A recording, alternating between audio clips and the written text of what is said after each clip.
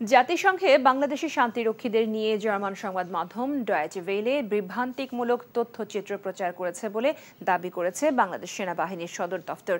শনিবার গণমাধ্যমে পাঠানো সেনা সদর দফতরের এক প্রতিবাদ লিপিতে এমন দাবি করা হয়।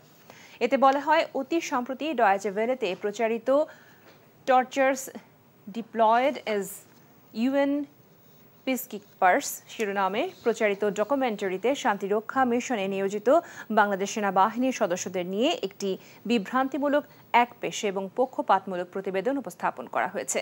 বিবৃতিতে বলা হয়েছে, বিগত 3 দশকে জাতিসংঘের অধীনে দায়িত্ব পালনকালে সেনাবাহিনীর শান্তিরক্ষীদের বিরুদ্ধে মানবাধিকার লঙ্ঘনের কোনো অভিযোগ কখনো ওঠানো হয়নি, যা একটি দৃষ্টান্তমূলক অর্জন। আরও বলা হয়, শান্তিরক্ষী নির্বাচনের ক্ষেত্রে বাংলাদেশ সেনাবাহিনী জাতিসংঘের কঠোর নির্বাচন এবং যাচাইকরণ প্রক্রিয়া মেনে সবচেয়ে যোগ্য এবং পুঙ্খানুপুঙ্খভাবে যাচাইকৃত সদস্যদের মোতায়েন নিশ্চিত করে।